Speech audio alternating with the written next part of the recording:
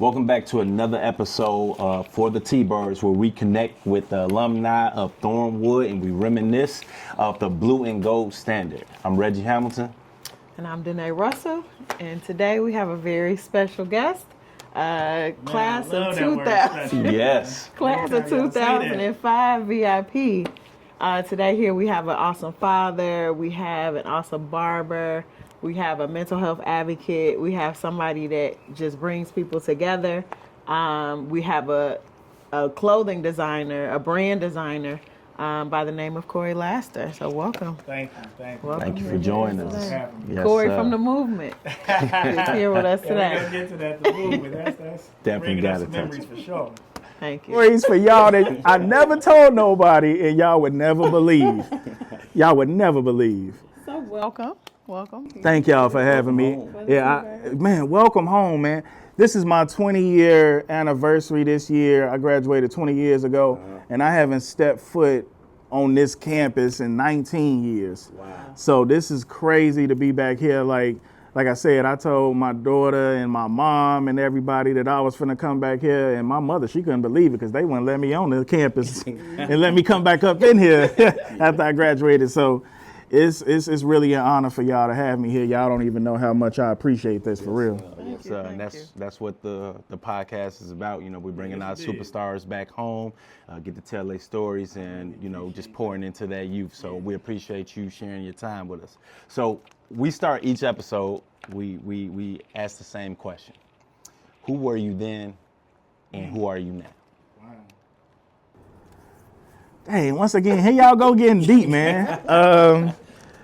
That person that I was in high school was a young man that was trying to find himself.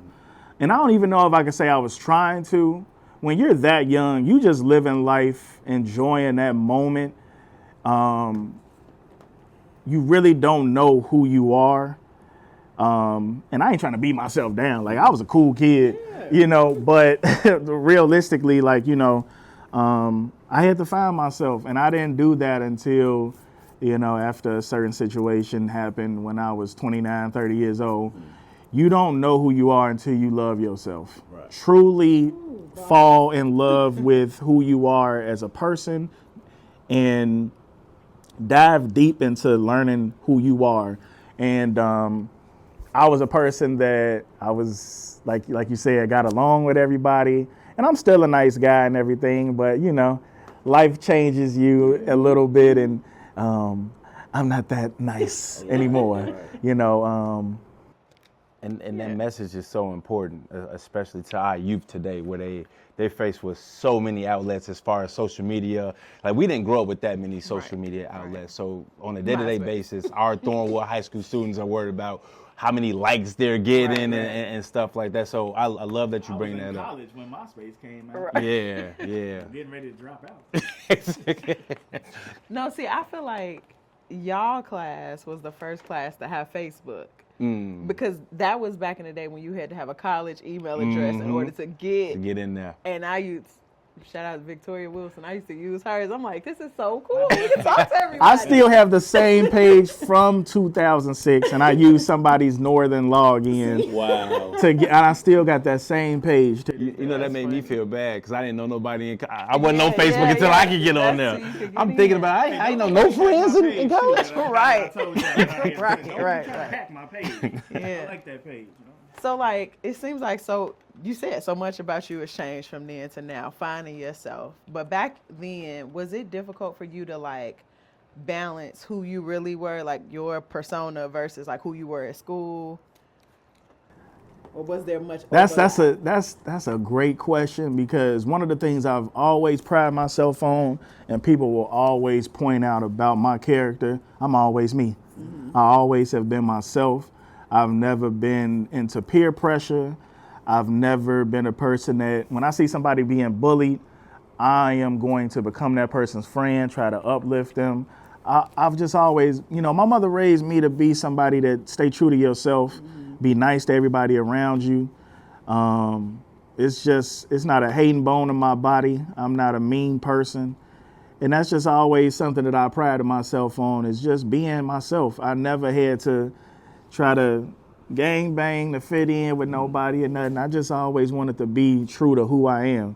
And if you don't like who I am, or you're not gonna accept Corey for who he is, then you know, you're not for me. That's a nice way I'm gonna put it. Now, with fashion being a huge staple in your life, you know, as you are the creator of Cold Pizza, how would you say you dressed in high school? Man, that early 2000s era of fashion, it was so bad. It was so bad, but we thought that we were so fresh. When I laid that outfit out on the bed and slept on the floor so the outfit could have a bed for the night, and it was nothing but a white tee and just some crispy academic jeans or something like that with some fresh ones. My mother told me one time, if you buy one more pair of them Nike white Air Force Ones, I'm gonna put you out this house. Nelly had us going crazy, but fashion then it molded me into who I am today. It was bad, but we appreciated it for what it was back then, and it helped us to be able to venture into different styles, because our generation, we've experienced so much stuff from 9/11 to, you know, going into, you know, financial depressions and we've seen so much stuff, pandemics, and it's the same thing when it comes to fashion. We went from wearing clothes in the 90s with windbreaker outfits and the pullover jackets, the beach towel jackets, you know what I'm saying? I don't know if y'all old enough to know about the beach towel jackets. Man, them beach towel jackets was tough. When y'all catch me with one, I was the first one that brought it back up. I'm on my Soldier Boy right now. But and then we stepped into the big clothes era. And we went through the jerseys and the tall tees and oh Jesus, well, tall tees was crazy. But then we went into the jerk era with the skinny jeans and all of that. And yeah, I'm gonna say it on camera, I did want to get the skinny jeans with the Vans. I couldn't jerk, you know what I'm saying, but I definitely was hunting down some Levi's skinnies. Right. So what elements of, you know, how you dressed back then, you know, would you say you still keep to this day? And if there's any that you know, got rid of? Fashion is crazy because it's like a cycle in life. Everything repeats itself. So right now I incorporate a lot of different styles from the 90s. We did go back to the jersey era, you know, 4 or 5 years ago. Right now, I can say that the big jean style is something that, you know, is coming back, and that I like, you know, on top of, you know, a certain type of shoe. It depends, but the fashion of 20 years ago is definitely incorporated a little bit into today. The bright colors. The bright colors, yeah, definitely, yeah. Now, before we move on, because I know during that time, like, hip hop played a big part in, you know, and influenced us, as you mentioned, you know, teach you how to jerk and all that other stuff. So, I give you an example, like one of my hip hop idols as far as fashion was Kanye at that time. So who would you say? Yeah. Who would you say for you during your high school? Wow. In high school, easily, I had to say Fabulous. Fabulous. Oh, man. Fab, people give him his flowers for fashion today, but 24 years ago, I ain't trying to say how old I am. But, you know, back when Ghetto Fabulous came out and Real Talk and during that time, during those albums, the Jersey Fab with the academic jeans and everything, man, yeah, Fab was crazy. Pharrell, of course. Pharrell, it's funny because Pharrell was like the first artist that wore fitted clothes. And I remember showing up to a game here in 2005, like the fall after I graduated, and I had on this Underdog graphic tee that I got from Target. And I remember somebody saying, it was Goldie actually, he said, "Oh, Corey, you got that tight ass shirt on." And I'm like, You don't even know what's You don't even know what's coming. Right. Next thing you know, the fitted shirts was in style, and I did that in 05. And Pharrell was that guy that was the first person wearing the fitted clothes with the BBC pulse and everything, and Billionaire Boys Club, and just fashion is a huge part of my life. And thinking of, I mean, the Rockaware, Jay-Z era. Fashion was big back then, but it was big. Pause. The clothes was just gigantic, man, but it did help mold us into. The ladies' fashion was really what was dope. Yeah. To me. If you had on a jersey dress, man, you could have got all of my little Long John Silver's check, baby. Them jersey dresses was banging back in the day, man, with some K-Swiss, man. Shout out to the jersey dress girls, man. It couldn't be a black pair of K-Swiss though. I don't know what it was about black K-Swiss. Black. See, If you was a lady that wore a black K-Swiss, then you was equivalent to a brother today wearing some black forces.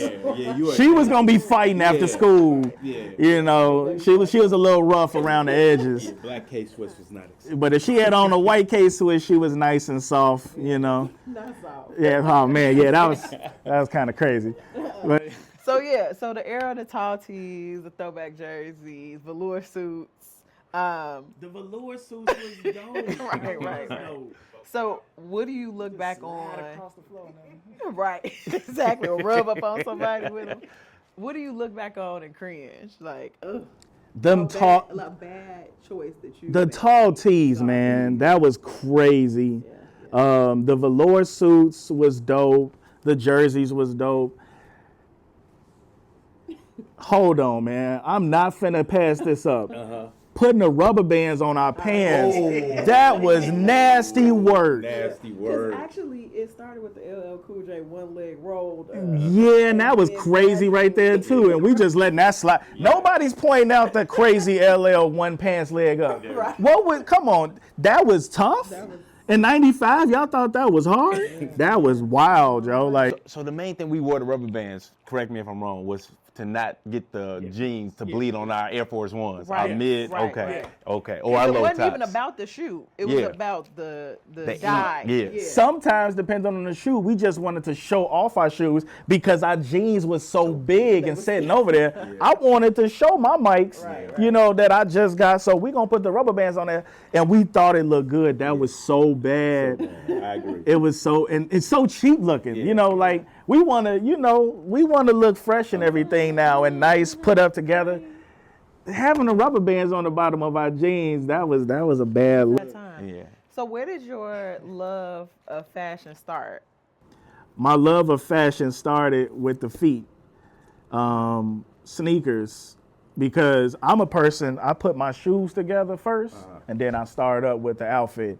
So my love for sneakers when I was 5 years old started my love for fashion because that's a part of that outfit. And we just would always put together our outfit based off of the shoes that we had. And that started when I was 5 years old. I do tell my mom now, like, we need to focus on what our children are into. Right. If my daughter, she's really big into doing nails right now, hair, facial cosmetic stuff. How can we incorporate that into a future career and have that as something that we drive you towards, that you can be successful with in your life?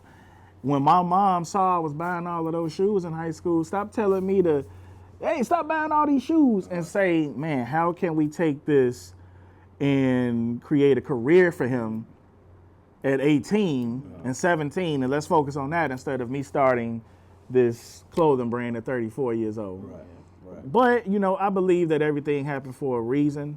I'm a firm believer of that, and it's here now. And Still got there. I still got there. Yeah, I taught myself how to be a barber. Everything that I've done career-wise, I taught myself. Shout out to Goldie, Ken Lowe, my brother Huckleberry, Grego. Those are guys that has helped me with cold pizza. But for the most part, other than those brothers, I had to teach myself all of this. Right. Goldie taught me how to create the clothes and everything, and how to find the, the merchandise and things like that. But you have a passion for art. Yes. My brother, Huckleberry, he taught me how to, Charles, as some of y'all may know him too. He went in these hallways of Thornwood. He wore all these bags on bum day, my freshman year. That was his outfit. Changed the game, shut it. He still holds that down. You killed that, the Aldi's bag. He was a award-winning artist when we was growing up, and I just always wanted to be like my big brother. And damn, getting emotional again. Sound good. My brother and my mama and my kids and stuff. If I talk about that, I'm gonna get a little emotional. But I always wanted to be like my big brother.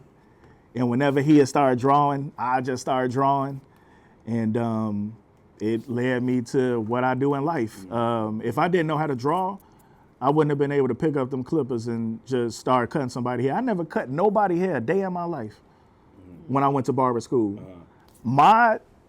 Me going to barber school was just based off of fashion. Right. When I went into the barber shop, all the dudes they had on the new shoes was in there, the best dress. We talking sports. It was the atmosphere of the barber shop, fashion, sports, men talking.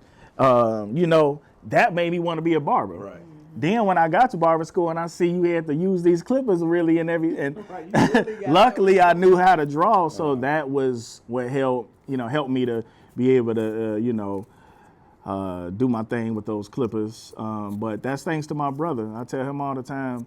And with Cold Pizza, me drawing these designs and creating these designs and everything, that was because my brother taught me how to draw. We used to open up the East Bay magazine. We'd look through there at whatever's the hottest shoes, and then we would create our own design of shoes. And we wanted to design shoes for Nikes, Adidas, Reebok. That's what we wanted to do.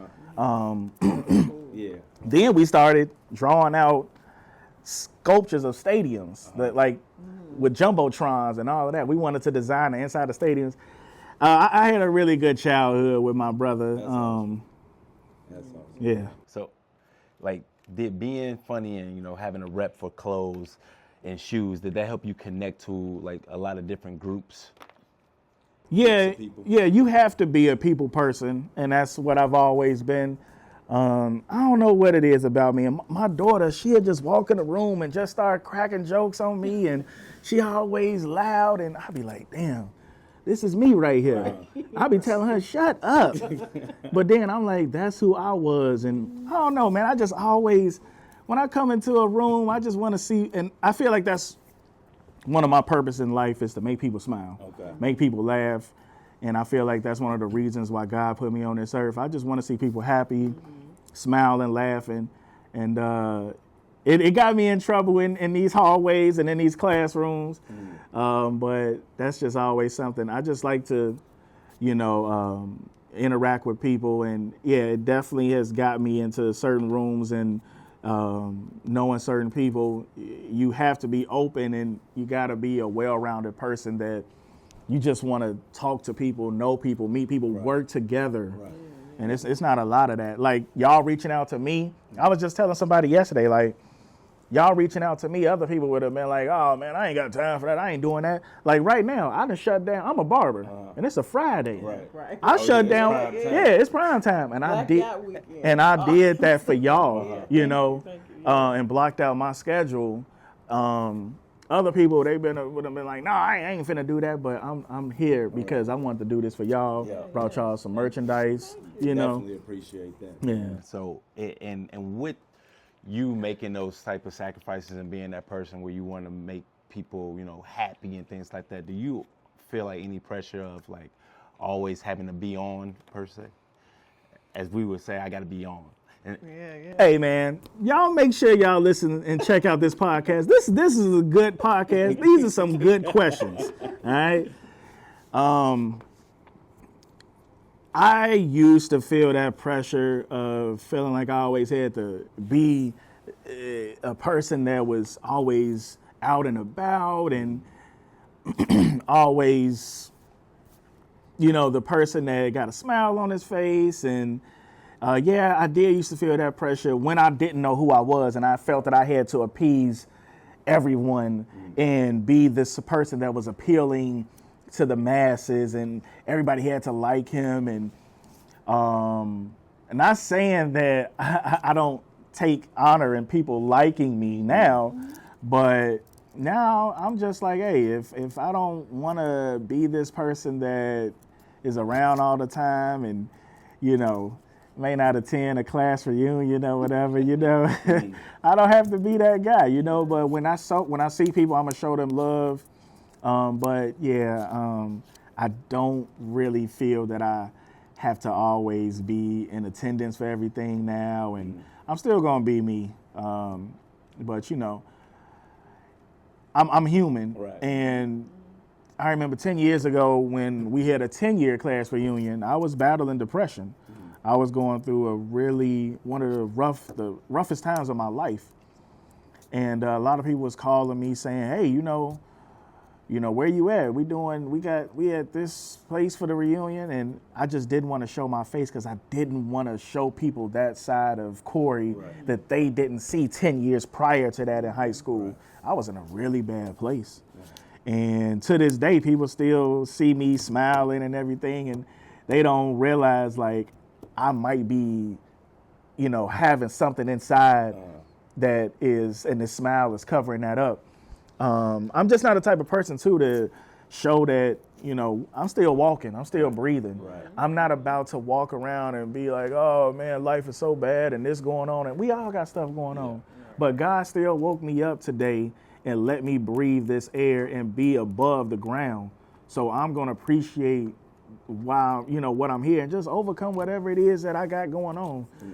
But I still go through stuff, and people just think that, oh, he always laughing and joking, and I'm still a person that's going through stuff. Right. Yeah. Rounding out the fashion topic, who were some of your in Thornwood style inspirations? Like, who was matching I can guess your one fly during that time? All right, so I'm a keep it a buck. My freshman year, I walked into Thornwood, and this tall, lanky dude walking around with all of the Jordans on, and he got the Coogee sweaters on, man, and that's Charles Weathersby. Okay. Charles was someone that I was like, yeah, he fresh. Man, that's a tough one. It was a lot of groupthink also. Everybody was wearing the same. Yeah, so didn't get people really standing out. Yeah. Charles was like really one of the people I was like, yeah, this dude is fresh right here. Of course, I liked my brother's style. But to be honest with you, like, I really just evolved into this person of myself, especially like when the movement started. And I just really just look, I really look at myself and create my own fashion avenue. But that is a good question, because I ain't never told Charles that, and I saw him a couple weeks ago. But yeah, he was one of the people that I was like, man, this dude is he got it, man. And I'm, of course, it's some people that's probably gonna pop, a couple of people that's gonna pop up in my head. My cousin Chris, that was one of my, but he did go to Thornwood my freshman year. See, everybody was here my freshman year. That's why I was depressed sophomore year. Everybody left. Right. He went to Hillcrest after my freshman year, but my cousin Chris is another person that, he was super fly. I used to steal his clothes too, man. Especially when the LRG stuff dropped. Oh, he had all the LRG stuff. Tori, I'm sorry. I used to be taking Chris clothes. I know you used to buy it. But man, yeah, he was super fresh. LRG, you can't tell me nothing about LRG. Oh, yeah. See, you were still in high school when LRG was really big. Yeah. I had just graduated, so I wasn't able to. But, man, that was expensive, man. Like, man, listen. Yeah. Like Belvedere Man Blue, Alive. Belvedere Blues. I had The the large- plug. Yes. Yeah. My man Peter. I would go up there. Every LRG drop, he would say, "Take it home," and wear it to school, and just advertising and stuff like that. I got a huge discount up there, man. Shout out to Belvedere Blues, man. LRG outfits was expensive. My favorite piece is the skeleton hoodie, the zip up. Favorite piece. When I wore that to school, shut it down. Glow in the dark, everything. The dark is crazy. Yeah. That's y'all want to know what's crazy? If y'all hit the lights, my hat glows in the dark. It's coming back. It's coming back. Yeah, I'm gonna bring that hoodie back out. Oh yeah, and they gonna go crazy for it. They gonna love it. Yeah. So I know you touched on this a little bit in the show, but what inspired you to become a barber? What was it, something that you always did? Yeah, like I said earlier, I never thought that I was gonna be a barber. It was never something that was on my radar. When I got out of high school, I was just working certain jobs. I had went to South Suburban right after I graduated, but I'm like, man, this is not. I feel like I'm still at Thornwood. Then I thought I needed to be like everybody else and go away to college. I didn't go far. I went up to Kish. Okay. And, man, I had me a little year vacation out there. And, shout out to everybody that I met at the UP. And then I came back home, and then I started working at Champs, and I became a manager up there. And I just was getting different. Yeah, Champs, man. That was a time in life. Thousands of dollars was spent on shoes. Your whole check. My whole check would just go right back to the shoes. But one day I had a job at Underground Station, which was a company owned by Journeys. And I got robbed while I was at work. And I was just telling my mom that I wanted to go to barber school. And when I got robbed that day, I didn't take nothing. I just closed the gate down. I threw the keys in there and I left. Mm-hmm. And I was working all the way out at Fox Valley Mall in Aurora. So I had to drive home with no driver's license. They took my phone. And I went to barber school. Like my district manager told me, I wouldn't have hired you if I knew you wanted to go to school, because I told him I wanted to go to barber school. Mm-hmm. That was the first sign that I needed to walk up out of there. But yeah, one day I just was like, I want to try being a barber. I wanted to be a tattoo artist. Okay. That didn't happen. It still can. Yeah, definitely. But those were the two things I wanted to do, and I went to barber school. Yeah. So would you view you becoming a barber more so just as a hustle, or did you grow passionate for being a barber? Man, these questions are amazing. So, wow. I never really thought about the barber thing being full time. I was so young. You could just start something and just and begin it, and you're just doing it just to be doing it at that time. I did, the more that you in school and people are telling you how you can have your own barber shop and how successful you could be as a barber and things like that, eventually you do start saying to yourself, like, okay, this is something that I could do full time, and I don't have to go get a job when I get out of school and everything. So I did start, working at the barbershop full time to get myself established and everything. That didn't work out. So I did go back and get a job after that. But once I saw that my passion was for being a barber, I quit AT&T, and I've been working full time as a barber for 7 years now. Okay. Now, I remember the sacrifice that you made being here with us today, canceling all those appointments on the weekend. Like, what is it something that people don't realize about being a barber? I'm going to say what people don't realize about being a business owner and just working for yourself, period. The sacrifices, like, if I was still working at AT&T and I wanted to do this, I could take a paid day off and still get paid. Right. I'm not making that money right now. You have to work and find a way to make that money back.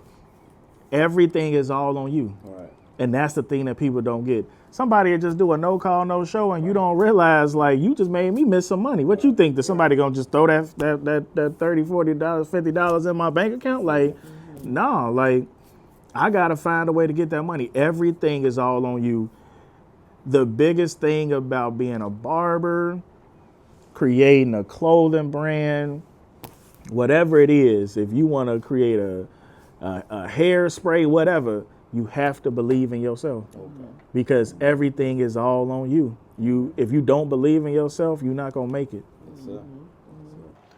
So I know I can speak from a woman's perspective being in a salon. I feel like barbershop has similar culture where it's like you are a therapist, you are like a conversation moderator, all of that, right? So how do you create a safe space so that people, like, does that happen naturally, or are there things that you do when you are like with a client to make that? That's so funny to me because I'll be caught up in situations where I'll be like, dude, I don't want to hear this. I don't want you to keep coming up in here every week telling me about your old lady.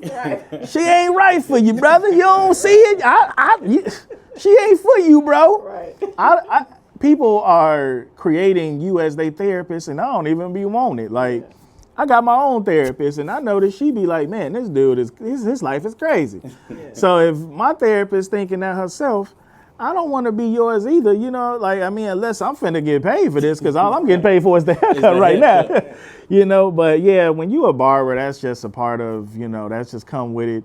People just want to start talking to you because they sitting there getting that haircut and they feel a connection with you, pause, and they feel that they barber is someone that they can open up to and things like that, so yeah, it come with the game. Yeah.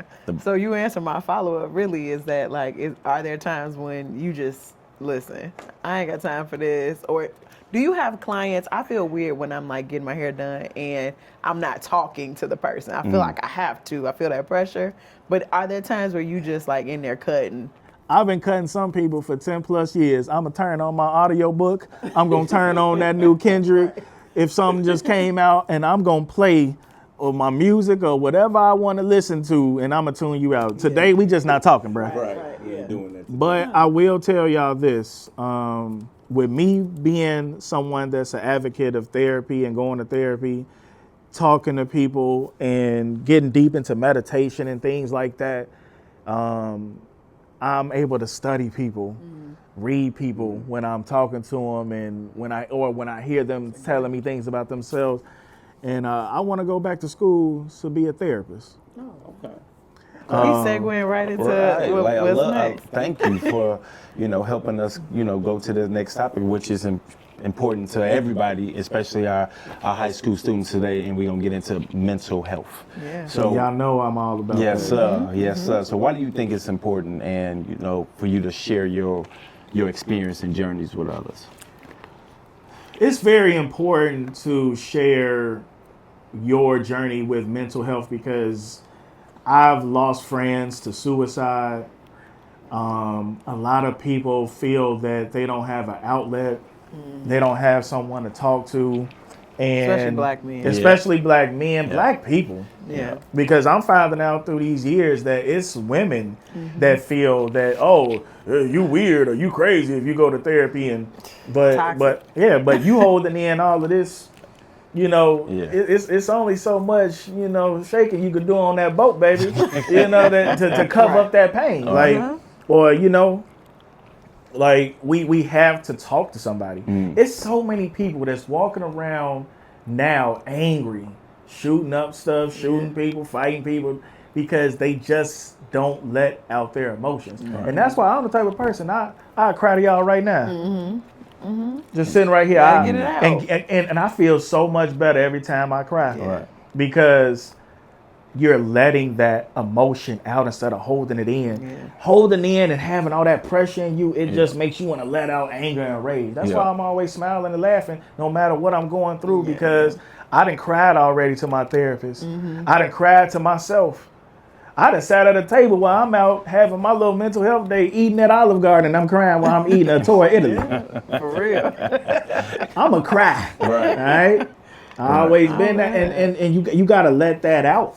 And mental health is just it's the difference between you being sane and being a person that's just and insanity. Uh-huh.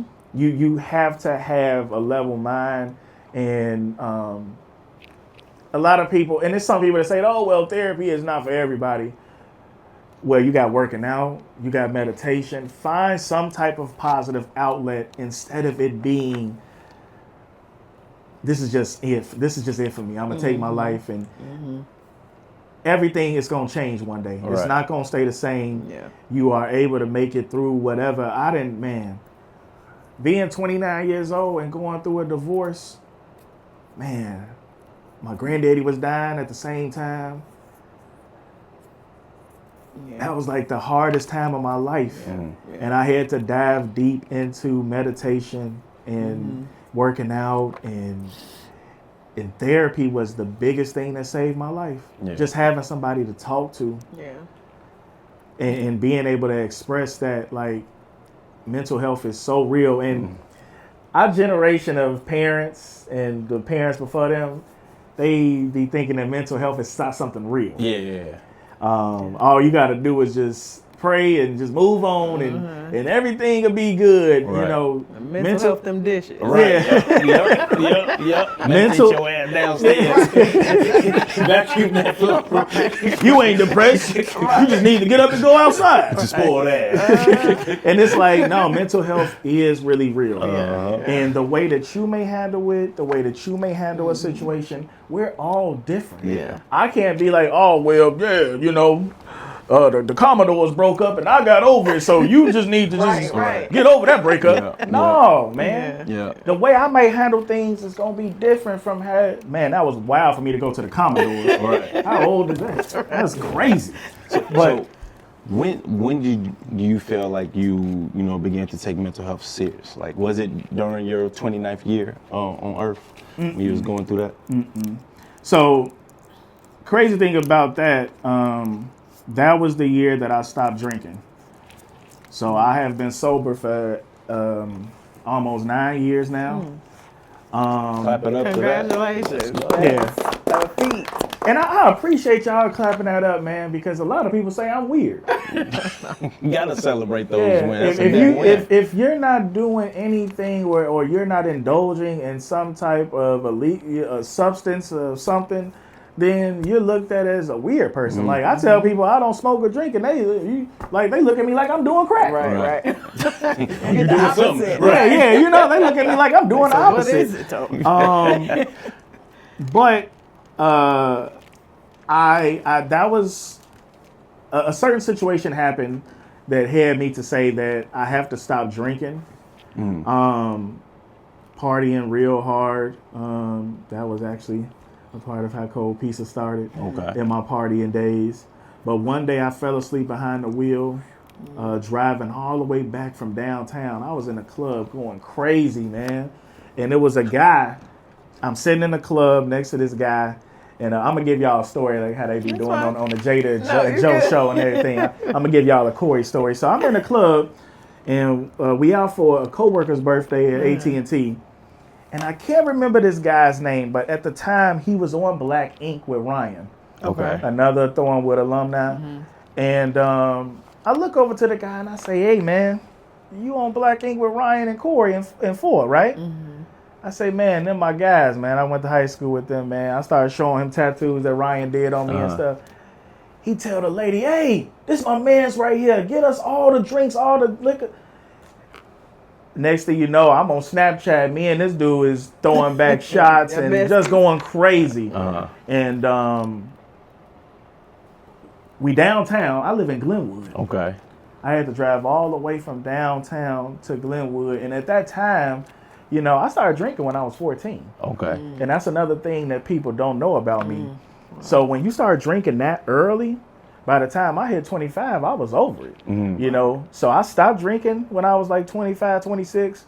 But then when I started going through that situation at 29, I thought that drinking would be able, because I wasn't into therapy and Okay. Right. nobody was showing me the importance of, hey, just go sit down and talk to somebody.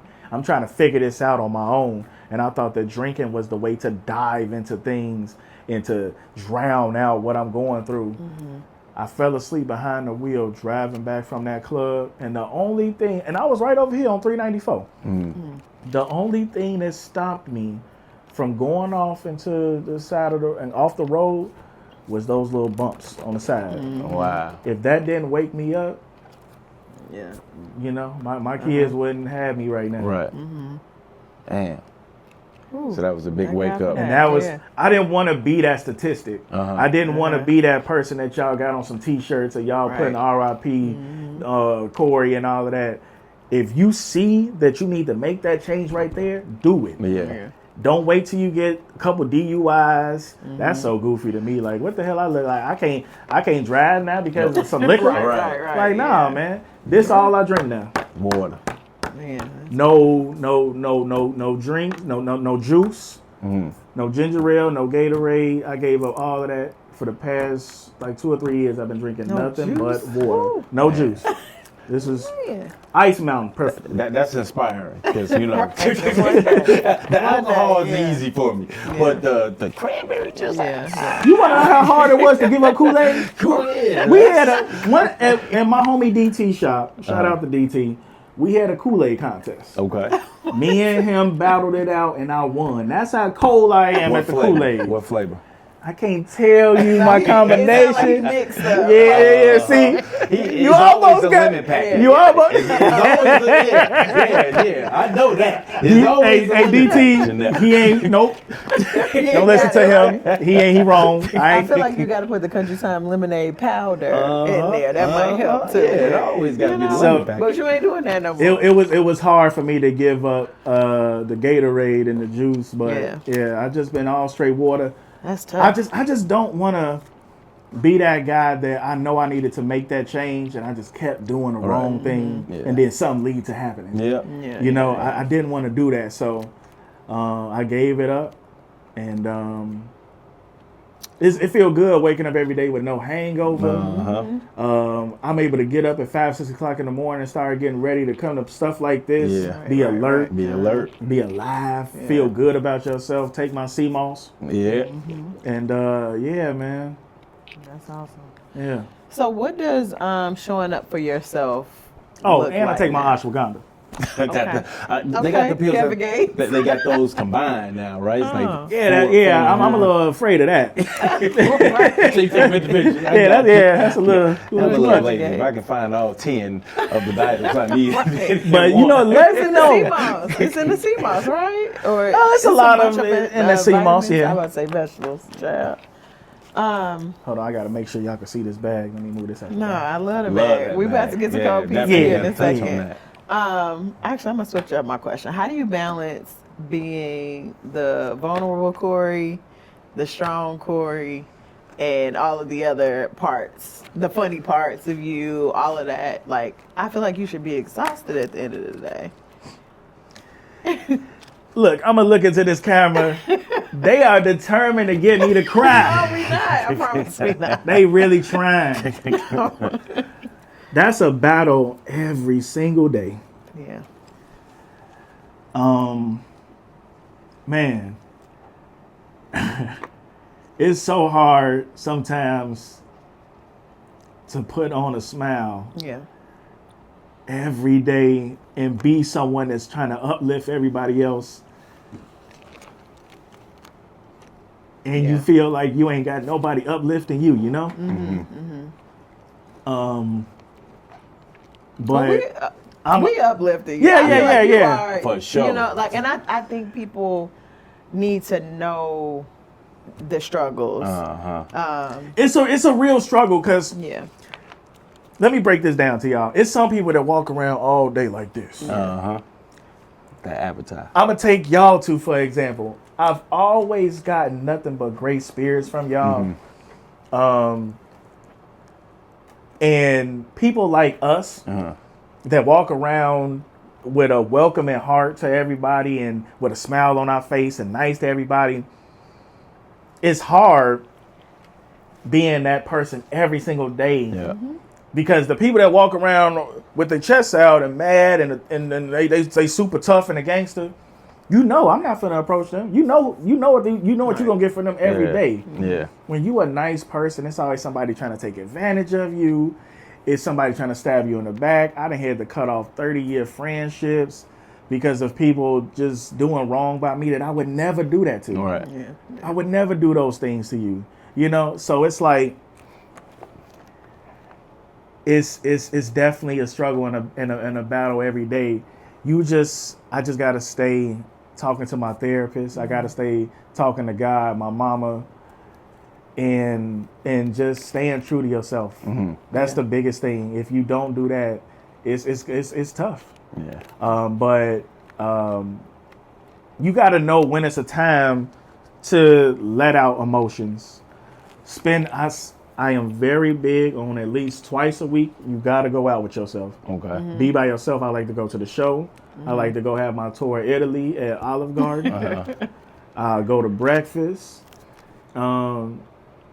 My real alone time is watching the Dodgers every night. Yeah. Okay. Dodgers, that's your thing. Okay. Yeah, Dodgers and the Packers, man. I don't play about The them. Pack. Yes. Oh, we gonna edit that out. Wait a minute edit that now. out. Everybody knows. Yeah, bleep that. Everybody knows. Everybody knows that about me. I know that about. Yeah. Okay. I've seen. Yeah. You going at people. On Yeah, Facebook man. about the I don't play about my Bears. Packers and my Dodgers, man. Oh man. I've been rocking with the Dodgers since like 2017, 2018.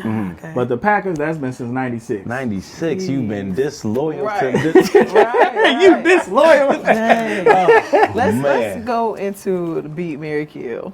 Let's go into Beat Mary Kill right now. Okay. I'm really interested to hear this and to do this. Can we touch on Cold want Cold Pizza Yeah, I first? want to Okay. touch on Okay. Cold Pizza real quick. Like, tell us about Cold Pizza. What made you decide to make the jump from fashion lover to designer? So it's all rolled into one. One day I was just, working at AT&T, and it was a slow day. And don't get me wrong, AT&T is one of those jobs that I always shout them out. I got a lot of love and respect for that company. Okay. It's a real reason why I'm able to do what I'm doing with Cold Pizza, Okay. because of me working at AT&T. I learned a lot about business and things like that.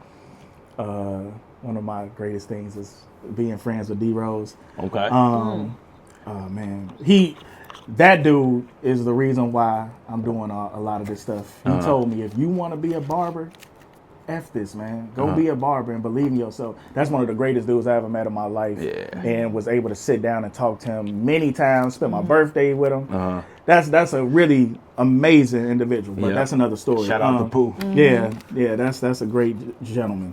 But one day it was a slow day at AT&T, and I'm like, man, I gotta start trying to figure out something else I want to do. And I know that fashion is a passion that I have. And I started saying, man, I got to think of a name and a logo. Shout out to my homie Ken Low Key that made this logo. During that time where I was partying a lot, I used to have these big parties at my house in Glenwood. Like, you wasn't able to even move in that house. It was so crazy. And I look at J. Cole 2414 Forest Hill Drive when he bought that house. I'm going to buy that house in Glenwood when I get rich. I promise. A lot of memories, good and bad. One day it was a big party that we had, and everybody always asks me, what does Cold Pizza mean? A lot of people, they use the acronyms of the C mean this, the O mean that, the L mean this. Nah. One day I had this really crazy party, and I was trying to think of the name and the idea of what I could go with for my brand. And I'm looking around, it's empty liquor bottles and people passed out. And I walk in the kitchen and I'm like, I'm finna just start cleaning up. And, like I usually do. The only thing that was left was this box of Aurelios on the stove. Shout out Aurelios, man. The best pizza, man. We ain't even come yet. The Homewood Aurelios is the best, all right? I beg to differ. Beggars. Oh, man, Beggars. you trying to be constipated with all that That's cheese? That's too That's thick. my It's go-to. too much cheese, brother. Love it. But I'm going to have them on the Cold Pizza podcast, and we're going to talk about this. Right. So the best thing left when everything else was gone Uh-huh. was that cold pizza on the stove. Okay. And my brand is going to be the best thing left when everything else is gone. Amen. Cold pizza. Amen. And that's what that means. Yeah. I love that. And it's like a mystery. I don't run around telling everybody the meaning of it and the story behind it because I want it to be this myth, this Right. legend. And everybody always want to know, what does it mean? What does it mean? And I'll expose it on special occasions like this, but that's the story behind it. And that's how it was created. Fashion was just something that everything I do in life is just something that I just spontaneously be like, I'm going to do this. Right. And- Now, I love that. So let's get into your pieces because I know you bought one. That's a one of one right now. It's a- I asked, can I buy this off of them today? This is a one-on-one. Shout out my homegirl that I'm doing this collab with. She's a crochet, specialist. And love that. we doing this fanny pack that's crochet pizza. Wow. This is tough right here. So do you feel like your designs, tell a story? Yeah, everything tells a story. Like, for example, like the Animalation pack shorts that I have on, I created these based off of like how I feel that a lion is the king of the jungle. Okay. And I have like, a Godzilla pack, a dog pack that's called Dogman X, Okay. which is a shout out to DMX. And I've had a Dogman X hoodie, now the shorts, I've had a t-shirt, all in reference to giving, flowers to DMX, R.I.P.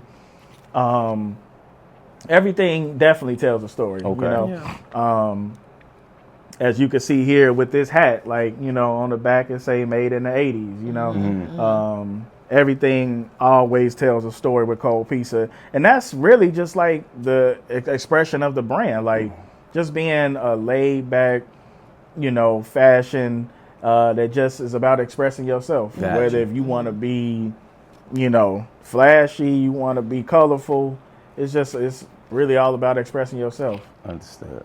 What do you want people to feel when they're in Cold Pizza? Like, Man, that's a good question because a lot of times with brands, people want you to feel like you are, in a high-end fashion.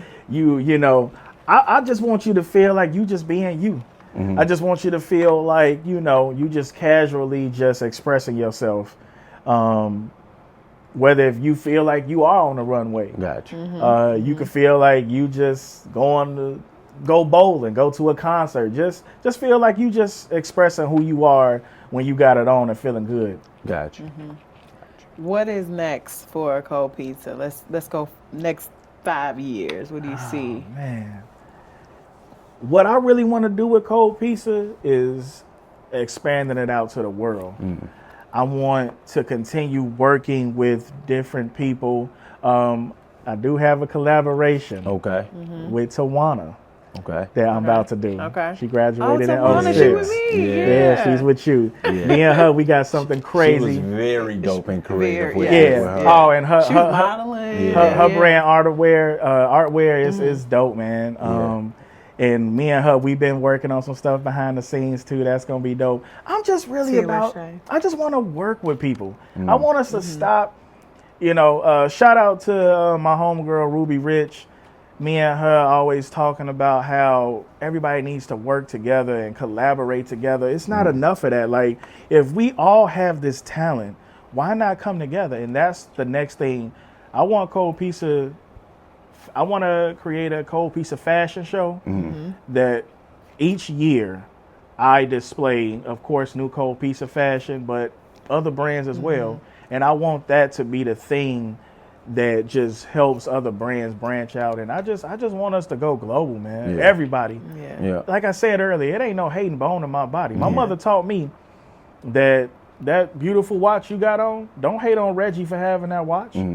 just work hard and get you one. Yes, sir. And y'all both shine together. Yes, sir. I just want us all to be successful and everybody to shine, man. Yeah. Yeah, that's the spirit of For the T-Birds, right? Like we know the greatness that's within this building. We want to share with each other. We So want to many connect great with each people, other. man. Yeah.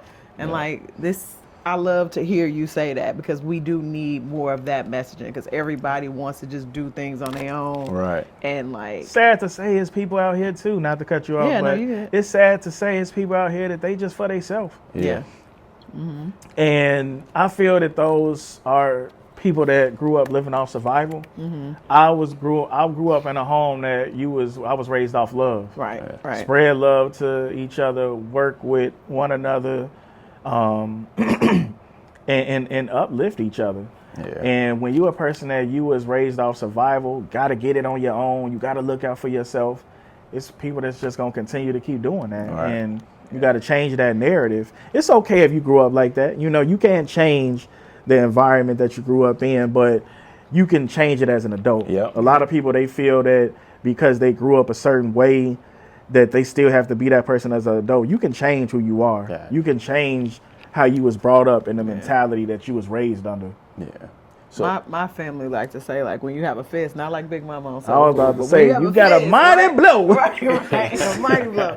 No, a fist ain't nothing coming out and nothing coming in, right? So like as long as you are tight with what you have and you're not giving, you also aren't receiving. So 100%. that's people need to hear that. 100%. Open them hands. Yeah, open them hands, give and Okay. get some. Yeah. So before we get to Beat, Marry, Kill, how do we, order cold pizza? Yeah. How do we get to sit in Corey's chair? Put it right here. Right. ColdPizzaClick.com. Okay. Get you a slice today. ColdPizzaClick.com. Ooh, Get you a slice. Okay. And and one of my homies from Pillar said one day he hit me and was like, "Oh, you spelled that get wrong on your post, Corey. You put GIT." I put GIT as a reference to I'm Gonna Get You Sucker, the movie. Okay. Oh, yeah. Yeah. And that's a part of the style of cold pizza.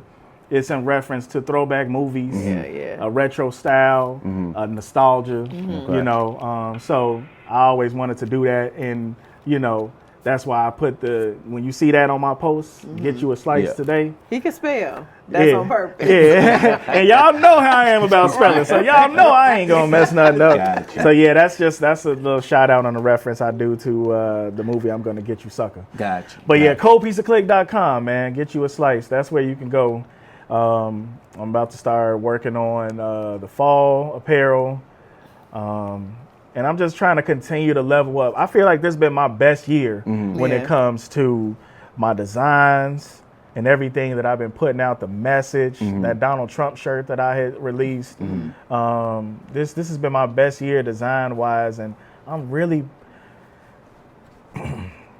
proud of myself. Yes, you should. And I really started with nothing. And I'm still working to get to where I want to be and everything. But if y'all understand The journey. Yeah. how much time I got to put into this, everything on me. Right. I don't got no team. Ain't nobody helping me. I make all the clothes. I make these pizza boxes. I had to come up with this concept, this idea. My brain is always going. Right. I can't sleep at night sometimes because I wake up and start working on a design. Right. Because when it's there, you got to do it right Yeah. there. Yeah. I put all my blood, sweat, and tears into this, man. And that's why, shout out to my homie Moody. He told me you can't give up with the next thing that you do. And that was cold pizza. I can't give up. No matter. Nipsey said, if you give up on something, you gonna look back when you start up again and be like, damn, I could have just kept going and I would have been further than where I was at if I ain't quit. Yeah. Yeah, but your story, man, I know it's going to inspire, these future T-Birds that's going through these hallways, and I pray that And that's they what I wanna do. understand that they can use you as a resource and hit you up, yo, Corey, how can I help support Cold Pizza? I want to, start my own brand. Can I intern for you and things like that? And I think that's the way that we help each other go far. So I appreciate you coming back home and doing this for us. Man, I really appreciate y'all having me, man. This I done done a few podcasts for people, and shout out to my homie Larry Hott. His was on this same level, but man, y'all really did y'all thing with this one, man, and I appreciate this. I'm gonna shout out everybody. That's one. If y'all, I done shout out a lot of people. I'm gonna give everybody their flowers, man. Got to. I love my people. Got to. Now we want to get into Beat, Marry, Kill. Beat, Marry, Kill. Oh, Okay, man. so the concept is that you get 3 things. You gotta say, what are you beating, making love to, marrying, or killing? And we'll just pick a couple off of here. So a tall tee, a tall white tee, a pelly pelly, and your bow straps. Man, this is, y'all want to know what's crazy? I love this because y'all just came at a whole different angle because the Pelly Pelly era, surprisingly to me, it's like, that was just too gaudy for me. Yeah. It was too gaudy. Remember the Vucci coat? Oh yeah, the Davucci and the Pelly. Right. The Davucci was just like, if you can't get the Pelly, I'm gonna get that. Right. They was really too gaudy for me. All the sparkles and bedazzles and all of that, man. I'm keeping the Jabot straps, man. Okay. But I'm gonna marry the Jabot straps. We are slaughtering the tall tee. Like, Okay. I'm gonna go serial killer on the tall Myers tee. on the Michael, straps. yeah, man. And then, You'll beat the pelly.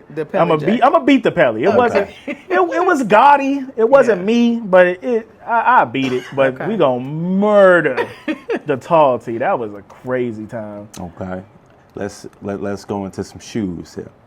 We got Jordan 1s, Air Max 95s, or the Yeezy 350s. Y'all are really good at this because once again, and then y'all, man, forget me, y'all, because now they got me exposing some truth. I was in the Nike outlet store a couple weeks ago, and I saw these Air Max 1s. And it was a decent colorway. It was on sale for like $60, and I still left them there because I just can't do the Air Max. Yeah. Got you. Okay. My very first shoe I bought on a discount was the infrared Air Max 90. So that's a special shoe to me. And I mean, like, the Neon 95 is dope, and it's certain shoes, but I'm just not an Air Max guy. Okay. So you killing that? I'm killing the Air Max 95. Okay. The Jordan 1 is so crazy. And I hate these hype beasts, man, because they have just like really just tore the whole game up. Because when I was working at Champs, it was a retro 1-pack, a high retro 1-pack of the Chicago retro ones and some Celtics, them Lucky Green retro ones. That pack sat on the wall. And the packs back then was only $200. Right. That pack sat on the wall until it went to the clearance store, and I got it for $100 on a 50% off. It went to the outlet store. Nobody was getting retro ones. I was the only guy that had. Man, I had Leroy Brown retro ones, polka dot. My retro one collection was crazy. Max Orange. Ah, man. I was the only guy that had retro ones. Now you got all these shattered backboards and all this other crazy stuff. And it's like, man, y'all just oversaturated things. So I'm going to beat the retro one, and as crazy as this guy is, and he has let me down, that 350, he's let us down so badly, man, from Chicago. I have to say that the Yeezy is the greatest shoe of all time. The Yeezys are cold.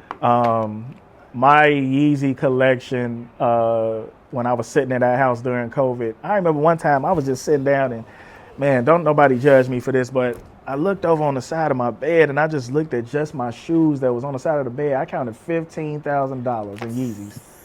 Just sit. Yeah, since we here and I'm exposing myself with stuff, man, I done spent like $500,000 on shoes in my life. That is Jesus tough. Christ. That's tough. That's Hey, tough. I probably shouldn't have said that. And you sitting on the gold mine. Right. Well, I sold some of my shoes back in 2012. Okay. And I made like $10,000, and that was off of rushing. Right. If I would have really sat back and really Put put some time thought into into it, it, and I could have made 30, 40. Yeah. But I was just rushing, and I made that little 10,000. But over my lifetime, and Wale recently said he spent like over $1 million on shoes. I've spent like close to 500,000 on shoes in the past 25 years. That's a tough collection right there. Yeah, and I pride myself on my collection, man. You know, Just added to the collection. I gotta show y'all these. These fresh. these Andre Agassi's, they nice. Yeah. I'm sorry, I'm my feet on y'all table, but Sorry, throwing wood. yeah, sorry, throwing wood. I'm out here acting like I was. I'm acting like I'm in 2003 again. Feet on the table. Right. Okay. Therapy, going to therapy, journaling, or venting to the group chat. I just recently got into journaling. It's hard for me. It just seemed weird. Yeah. Because it's like you talking to yourself, which I do all the time, but you Right. writing it down. So Yeah, it's yeah. kind of weird. But therapy, I'm going to marry 1,000,000 times. Yeah. Therapy saved my life. And I don't even want to beat journaling. I don't even want to do that because I respect it. But once again, we Michael Myers and Jeepers Creepers and whatever else you want to name to the group chat. Yeah. I just don't believe, me personally, and I've grown into this person that I let everybody can have their own opinion. But I've grown into this person that I just don't feel that talking to, like, if I say something to my mama, she gonna say something that's gonna be like, "Oh, ma, I shouldn't even said this to you. You done just made it worse." Right. Because people, they react, especially if they have a personal connection with you and a personal relationship with you. They're going to say what they feel from a personal standpoint. Right. A therapist is just someone that doesn't know you, that's neutral biased. and just biased and just gonna listen to you sometimes, most of the time. So, yeah. Telling people your personal business in a group chat that you know personally, I don't do it. Yeah. So you're going to kill that one for sure. Killing that for sure. So Getting that for sure. last one, fashion. We got Pharrell. We got Kanye, early Kanye, you know. We You know, gotta Louis stress Vuitton the backpack, early, man. pink And polo. that's the heartbreaker about him. Yeah. We gotta express the early, man. Yeah, I We mean, got his a lot of fashion Kanye has fans evolved in the room. still to this day. It definitely can't- evolved. Walking around with yeah. no damn socks and shoes on. Right. And then ASAP Rocky. We said Pharrell. We said Pharrell. Oh, we got Ye, early Ye, And pause ASAP. before all of this. Yeah, I definitely got to say a pause because what I'm about to say is wild. Before I leave this earth, I have to meet Pharrell Williams. Okay. Pharrell is a god of fashion, music. He's an icon. He's like another Michael Jackson to me. So a huge pause on the Mary and Pharrell. I definitely have to meet him before I leave this earth in 50, 60 more years. Man, once again, man, y'all got me exposing myself. I feel like ASAP Rocky is overhyped, man. Yeah. They'll hype up something that he put on and it looked like he got dressed in the dark or something. Like, what is this guy wearing, man? And once again, it's not for me. And if somebody feel like he's a fashion god, then I mean, you know, that's your opinion. Yeah. I'm gonna definitely have to kill him, and I am going to definitely pause on beating Kanye. And it's crazy, man, because that old Louis Vuitton Don streetwear Kanye with the pastel and all of that, man, that guy was different, Yes. man. Yeah. Yes. And then, He's different and now. different- Yeah. right. Y'all get And off you- my boy, Ye, right. man. And I feel the same way, you know, even though he stole one of my brother beats back in 2007, but yeah, my brother handled that legally. I still have something against him for that. But the thing about Kanye, I was reading Rick Ross' book, and he said that Kanye told him, man, I do all of this crazy stuff just so that I can get y'all attention, just so that I can stay relevant. So I laugh at a lot of the stuff that he does, you know. He's a genius. Because I know what he's doing, you know. He's trying to keep himself relevant and all of that, you know. But when you get to talking about how you was doing things to your cousin, that's when you start getting a little crazy. Yeah. Last one. So, high school lunch. Fire. You roasting people, you freestyling, or you skipping lunch altogether? Oh, no, man. High school lunch, man. We cleared the runway and you showed off that new outfit. And then, especially the movement, man, we sat down at a whole table. And, your own table. and we had our own table. We just walked up and down and show off them new mics, especially on that Monday. Or if we ditched class and I came back at lunch to have the shoe, man, lunch, you definitely was attending, man. Right. I wasn't trying to freestyle or nothing. I was trying to show off them new shoes and that outfit, man. Yeah. Especially when I had a new Jabot fit to go with them. Yeah, man. Both fits. So you killing skipping it. Were you a roaster? Nah, Okay. I ain't no Okay. roaster, man. Okay. And actually, I'm a guy. I let people know, like Jay-Z said, man. Every time he played a dozen, he's bugging out. I was that guy, man. Don't joke with me. I don't like that, man. Right, Yeah, I ain't no hee ha ha kiki. I'm not that guy. Like you crack a joke on me, and I just want to fight, you know. And then you get me out of my element because I ain't even that type of guy. Yeah. I'm the type of person, I've never been a roaster or talking about people because when I look in the mirror and I see this face, I'm a beautiful person. Right.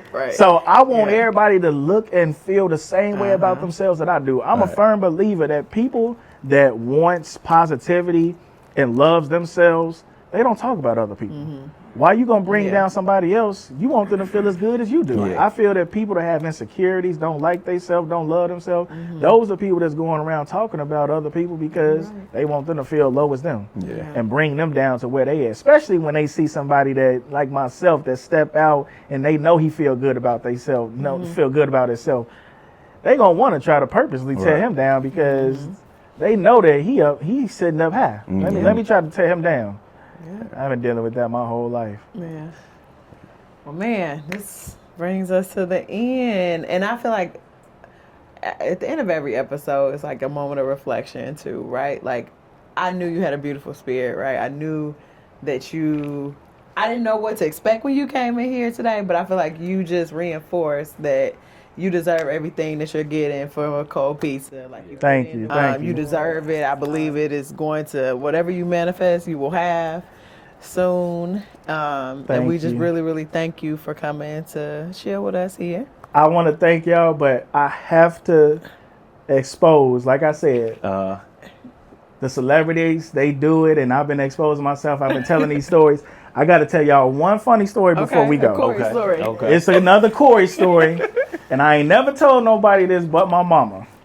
So as y'all have heard me reference a couple times throughout this interview, it was a group that I started senior year of high school called The Movement.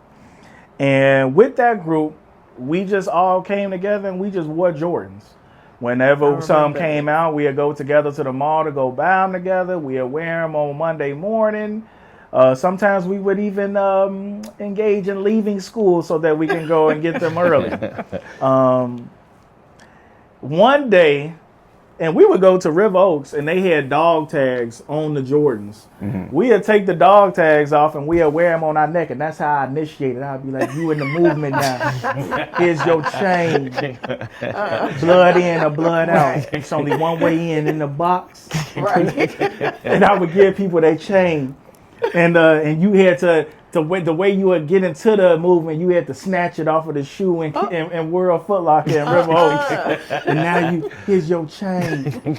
And we was walking around with the chains. We had the handshake. That was it. Right. We had the handshake. So I remember y'all being up on the second floor. we was by on the bathroom. we was on the That's second all floor y'all by the used to be, bathroom. yeah. And now it's all starting to make sense of this story I'm about to tell y'all. So me not being a gang member or nothing like that, never committed no crime. When you're doing crime activity, somebody's watching. Right. Oh, they got a handshake. They hanging out in this area. They wearing chains. This is gang activity. So one day I get called into the dean's office and Miss Griggs like, yeah, we got to talk to you about something.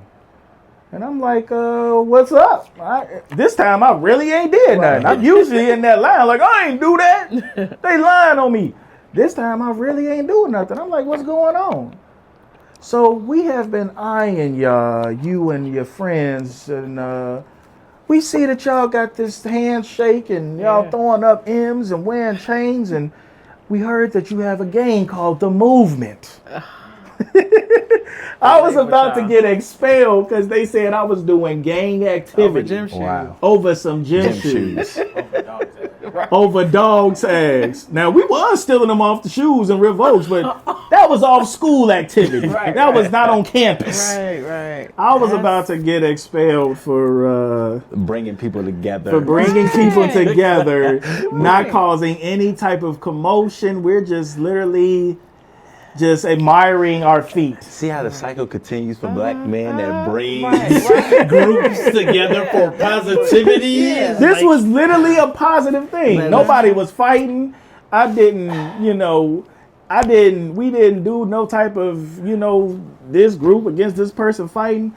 And everybody was welcome into the movement, from freshmen up to seniors, as long as you just wore some shoes. And, that was just my passion. And I had to tell somebody that because I ain't never told nobody that I almost got the birthplace of the movement and I almost got expelled. I damn that didn't graduate. And then here I am. No, I'm talking about just because I was just so...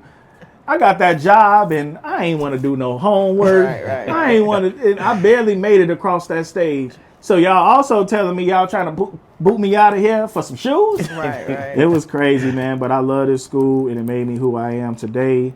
Yeah. I'm not one of those people that live into that dream of who I used to be and everything. But I do love this school. Yes, sir. And it feel good to be up in here. Thank y'all. Yeah. Thank you. Appreciate you, man. Y'all great, man.